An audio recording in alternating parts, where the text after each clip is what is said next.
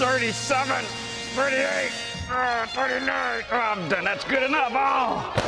Woo! Getting it in with the Hornets football team today as we're hanging out at the Hornets Stadium as they get set for their spring practice. One of the cool things that we heard about today was a couple of guys that are walk-on athletes. So today's Manly Minute, 5 things you probably didn't know about the walk-on athlete. First thing, what is a walk-on? Okay, a walk-on is actually an athlete that's part of the program but does not receive any of the financial support of having a scholarship. Now, there are some walk-ons who are actually that cliche walk-on of no one knows them, they just kind of walk on and then they earn their spot on the field. There are some of those, but not all of them are like that. And I'm going to talk to you about the actual different kinds of walk-ons that they have. Let's talk about that right now, the different types of walk-ons.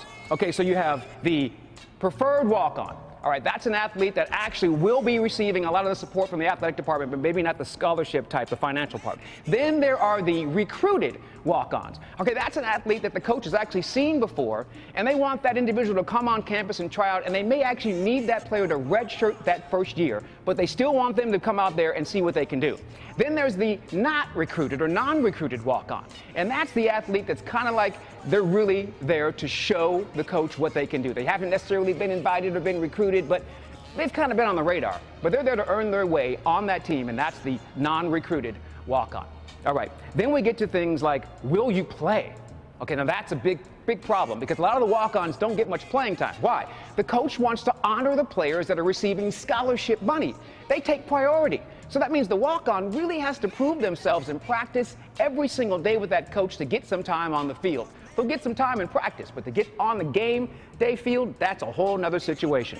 The next thing is fairness. A lot of the walk-ons say they're not treated fairly, and that's because they feel like they're kind of outside of the program because they're not getting the scholarship money. They feel like some of the other players don't treat them the same, don't accept them. Maybe the coaches kind of don't really pay attention to them. Doesn't happen here, because you saw how every one of those players on the Hornets football team treated me after making one catch. Imagine how they treat a walk-on who's working out with them every single day. Very supportive. And then the last thing that you want to think about is this. When you finally do push on through as a walk-on, man, that success is sweeter than anything else in the world because you proved to the program, the coach, the other players, to your family and to yourself that you can do this.